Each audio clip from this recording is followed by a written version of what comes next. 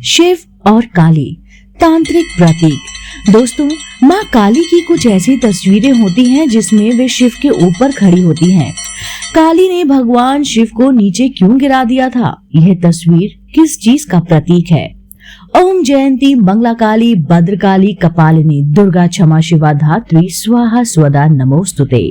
हर हर शंभु। दोस्तों, इस कहानी में ये बताने की कोशिश की गई है कि स्त्री प्रकृति वाली ऊर्जा कैसे काम करती है। एक बार ऐसा हुआ कि बहुत से राक्षस दुनिया पर राज करने लगे। कई बुरी ताकतों ने दुनिया पर कब्जा करना शुरू कर दिया। यह देखकर काली गुस्से में आ गई। जब वह उग्र होती तो वह बेकाबू हो जाती थी। उन्होंने जाकर हर चीज को मारना काटना शुरू कर दिया। उनका गुस्सा शांत ही नहीं हो रहा था।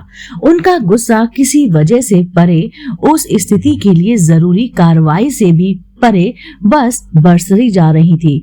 उनके गुस्से ने ऐसी रफ्तार पकड़ ली थी और वह शांत ही नहीं हो रही थी। और तो और वह अपनी मार काट जारी रखते हुए वो आगे बढ़ती जा रही थी। किसी में भी हिम्मत नहीं थी कि वह उनको जाकर रोक सके। तो वे शिव के पास पहुंचने पर बोले, वह ऐसा कर रही है, वह आपकी पत्नी है, कृपया कर उन्हें काबू में करने के लिए कुछ तो कीजिए प्रभु। सारे देवी देवता भगवान शिव से प्रार्थना करने लगे। शिव काली के पास उसी अंदाज में पहुंचे जिस तरह से वह उनसे मिलते थे। वह बिना किसी आक्रामकता से उनकी तरफ बढ़े, युद्ध के अंदाज में नहीं, वह सहज रूप से गए। लेकिन काली की ऊर्जा इस हद तक बढ़ गई थी कि खुद शिव ही नीचे गिर पड़े। जब वह उनके ऊपर खड़ी हुई, फिर उन्हें एहसास हुआ कि उन्होंने क्या कर दिया है। फिर वह जाकर शांत हुई और फिर से जीवित कर उन्होंने नया जीवन ले लिया। दोस्तों, तभी से माँ काली की जीव बाहर आ गई। दोस्तों, तमाम तांत्रिक प्रतिक्रियाएं और प्रतिक्रियाएं इस घटना पर आधारित हैं कि अपने ऐसे तांत्रिक के चित्र और पेंटिंग देखी होगी जो अपना ही सिर काटकर अपने ही हाथ से सिर को लटकाए चल रहे हैं। जी हाँ, आपने देवी का चित्र देखा होगा जिसमें उन्हें खुद अपना सर काटकर अपने ही हाथों में लेकर वो आगे चल रही हैं। कई तांत्रिक प्रतिक्रियाएं जिसमें लोग वास्तव में अपना सिर काट देते हैं और फिर से सिर को वापस लगा देते हैं। कुछ अनुष्ठान है जिसके जरिए इसे किया जाता है। मैं जानती हूँ कि आजकल अधिकांश लोग तंत्र का मतलब बेलगाम स्वच्छता मानते हैं। ऐसा इसलिए क्योंकि आजकल अधिकांश तांत्रिक किताबें अमेरिकियों द्वारा लिखी जाती हैं और लोग पत्रिकाओं और किताबों में तंत्र के बारे में पढ़ते हैं। तंत्र का मतलब साधना है। तंत्र का मतलब घोर अनुशासन है। तंत्र का अर्थ जीवन को बिगाड़ने और फिर से बनाने की एक तकनीक, एक विधि, एक काबिलियत है। तंत्र का मतलब शरीर पर ऐसी महारत हासिल करना है कि आप जीवन को पूरी तरह से तोड़कर वापस जोड़ सकते हैं।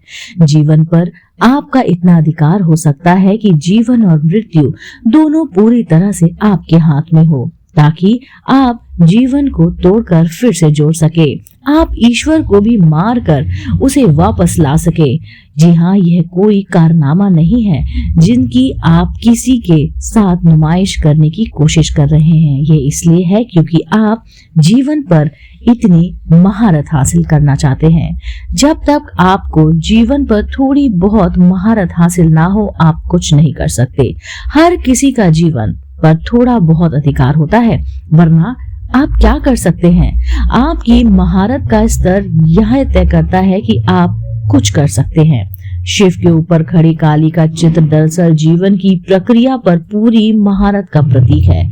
इसका अर्थ है कि आप खुद भगवान को भी मारकर उन्हें फिर जीवन दे सकते हैं। ये दुस्साहस है ना? तंत्र की तकनीकी ही ऐसा कर सकती है।